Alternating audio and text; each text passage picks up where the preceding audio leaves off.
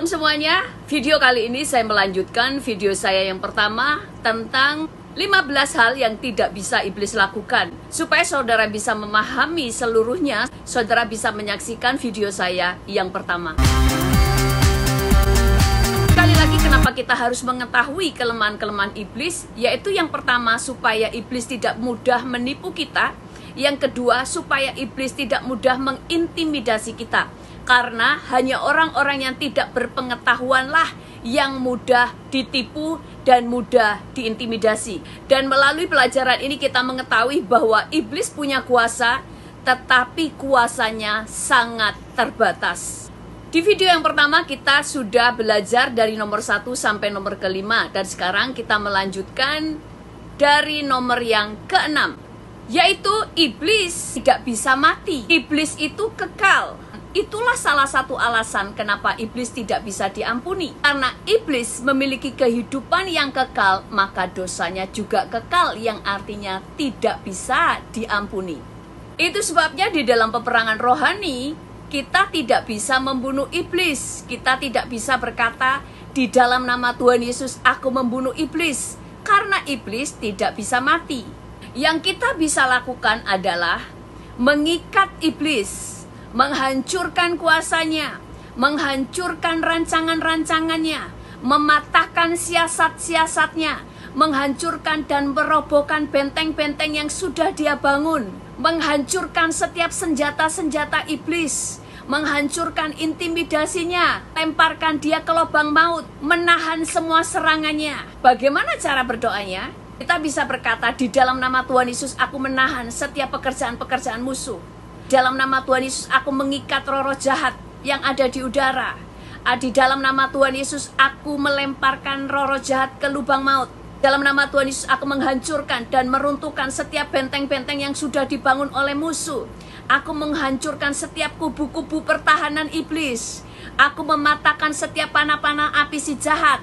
Aku mematahkan setiap intimidasi iblis. Itu yang kita bisa lakukan, tetapi bukan membunuh iblis. Jadi yang kita bisa hancurkan adalah kuasanya, pekerjaannya, dan senjata-senjata iblis. Tetapi kita tidak bisa membunuh iblis. Yang ketujuh adalah iblis tidak bisa melawan perintahmu. Karena Tuhan sudah memberikan kita otoritas untuk mengalahkan kuasa iblis. Seseram-seramnya iblis, segarang-garangnya iblis, dia kalah dengan otoritas kita. Firman Tuhan berkata di dalam Yakobus 4 ayat 7. Karena itu tunduklah kepada Allah dan lawanlah iblis, maka ia akan lari daripadamu. Karena kita anak-anak Allah, maka kita memiliki otoritas untuk menaklukkan kuasa si jahat. Sehingga mau tidak mau, suka atau tidak suka, kalau kita perintahkan dia keluar dari hidup seseorang, keluar dari rumah seseorang, keluar dari sebuah kota, maka dia harus tunduk pada perintah kita di dalam nama Yesus. Iblis tunduk kepada perkataan kita. Iblis tunduk pada perintah kita. Firman Tuhan tadi berkata, lawanlah iblis maka ia akan lari daripadamu. Walaupun iblis itu sebesar Goliat, sebesar raksasa, tetapi dia kalah oleh karena perkataan kita. Semakin kita melekat kepada Tuhan, dan semakin kita mau tunduk dan diproses oleh Tuhan, maka semakin tinggi juga otoritas yang Tuhan berikan kepada kita. Matius 10 ayat 8 berkata, sembuhkanlah orang sakit, bangkitkanlah orang mati, usirlah setan-setan. Kamu telah memperolehnya dengan cuma-cuma, karena itu berikanlah pula dengan cuma-cuma.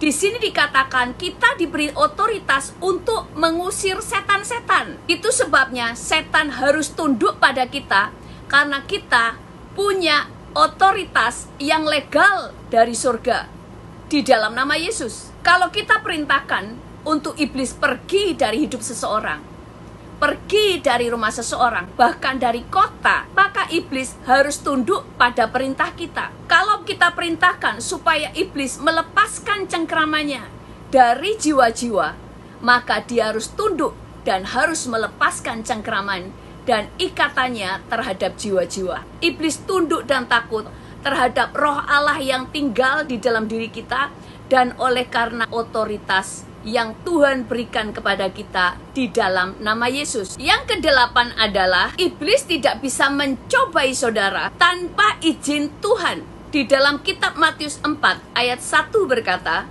maka Yesus dibawa oleh roh atau roh Allah ke padang gurun untuk dicobai oleh iblis. Jadi roh Allah yang membawa Yesus ke padang gurun untuk dicobai iblis. Bukan iblis yang mendatangi Yesus untuk mencobai dia. Karena iblis tidak akan bisa mendatangi Yesus untuk mencobai Yesus tanpa izin dari Tuhan.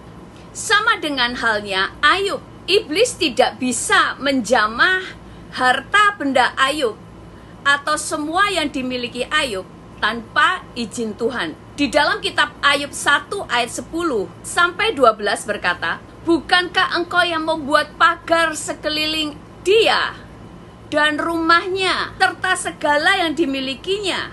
Jadi Tuhan memberikan perlindungan tudung ilahi atau pagar ilahi yang melindungi segala yang dimiliki Ayub, bahkan rumahnya, berarti termasuk keluarganya. Kita lanjutkan. Apa yang dikerjakannya telah kau berkati, dan apa yang dimilikinya makin bertambah di negeri itu. Tetapi ulurkanlah tanganmu dan jamalah segala yang dipunyainya, ia pasti mengutuki engkau. Maka firman Tuhan kepada iblis, nah, segala yang dipunyainya ada di dalam kuasamu, hanya jangan engkau mengulurkan tanganmu terhadap dirinya. Begitu iblis mendapatkan izin Tuhan untuk menjamah semua yang dimiliki oleh Ayub, maka iblis bisa menghancurkan semua yang dimiliki Ayub. Tetapi dia tidak bisa melanggar firman Tuhan atau perintah Tuhan, yaitu dia tidak boleh menjamah Ayub.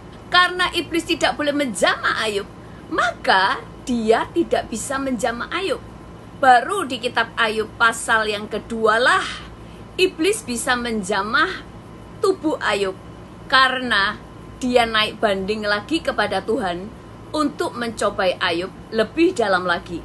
Kita baca di Ayub 2 ayat yang ke-4 sampai dengan yang ke-6. Demikian firman Tuhan. Lalu jawab iblis kepada Tuhan, kulit ganti kulit, orang akan memberikan segala yang dipunyainya ganti nyawanya. Tetapi ulurkanlah tanganmu dan jamalah tulang dan dagingnya, ia pasti mengutuki engkau di hadapanmu. Maka firman Tuhan kepada iblis, nah, ia di dalam kuasamu, hanya sayangkan nyawanya. Kemudian iblis pergi di hadapan Tuhan, lalu ditimpanya Ayub dengan bara yang busuk dari telapak kakinya sampai ke batu kepalanya. Iblis baru bisa menjamah dan memberi penyakit kepada Ayub setelah diizinkan Tuhan.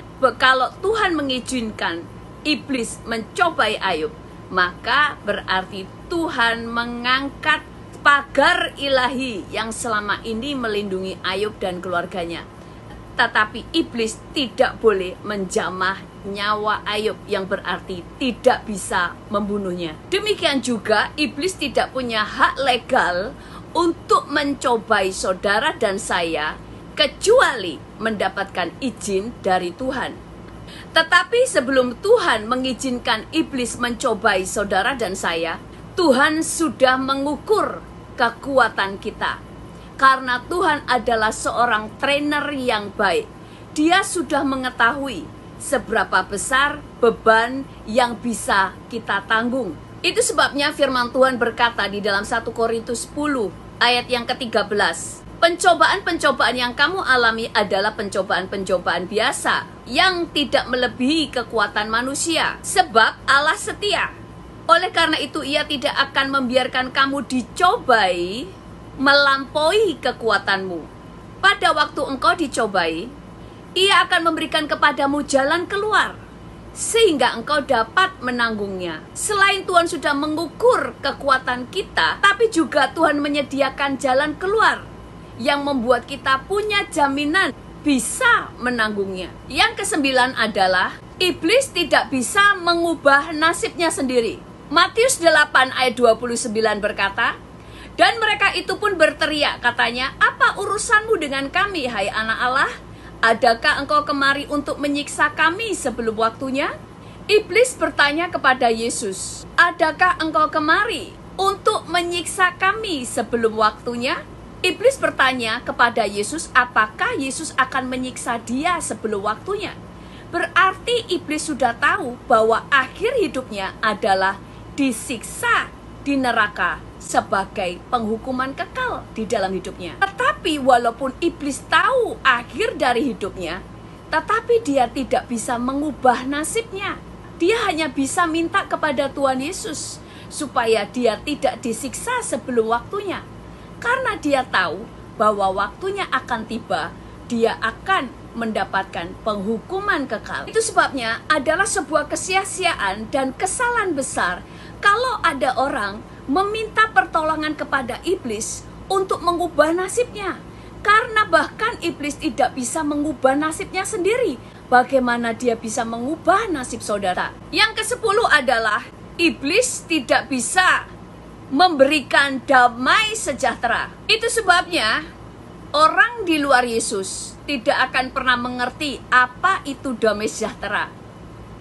Mereka hanya mengerti bahagia, sukacita, tetapi mereka tidak mengerti apa itu damai sejahtera. Karena damai sejahtera hanya bisa dimengerti pada waktu kita mengalaminya. Firman Tuhan berkata bahwa iblis bisa menyamar sebagai malaikat terang. Tetapi yang tidak bisa ditiru oleh iblis adalah damai sejahtera yang menyertai malaikat terang. Karena malaikat terang membawa nama Allah, maka damai sejahtera juga menyertai malaikat terang. Tetapi iblis tidak akan bisa membawa hadirat damai sejahtera, karena damai sejahtera hanya ada di dalam Yesus. Itu sebabnya firman Tuhan berkata di dalam Ibrani 13 ayat 20, maka Allah damai sejahtera yang oleh darah perjanjian yang kekal telah membawa kembali dari antara orang mati Gembala Agung segala domba, yaitu Yesus Tuhan kita. Dikatakan, maka Allah damai sejahtera. Allah kita disebut sebagai Allah damai sejahtera. Bukan Allah yang mendatangkan damai sejahtera, tetapi dialah damai sejahtera. Itu sebabnya iblis bisa menyamar sebagai malaikat terang. Bahkan iblis juga bisa menyamar sebagai Yesus. Tetapi yang membedakan adalah di dalam Yesus ada hadirat damai sejahtera, tetapi di dalam iblis tidak ada hadirat damai sejahtera. Justru yang ada adalah hadirat yang mencekam, hadirat yang membuat kita tertuduh, hadirat yang mengintimidasi. Karena apa yang di dalam iblis dan apa yang di dalam Yesus 180 derajat berbeda. Itu sebabnya saudara dan saya yang mengerti tentang mendengar suara Tuhan. Iblis bisa meniru suara Tuhan, tetapi ada tanda yang kita tidak bisa ditipu, yaitu damai sejahtera. Pada waktu iblis berbicara, tidak ada damai sejahtera yang menyertai dan menyentuh hati kita. Tetapi pada waktu Tuhan bicara, tidak akan pernah bisa dilepaskan dari damai sejahtera. Walaupun Tuhan sedang berbicara teguran yang keras terhadap dosa-dosa kita, tetap hadirat damai sejahtera itu menjamah hati kita. Iblis tidak bisa membawa damai sejahtera dan iblis tidak bisa menirunya.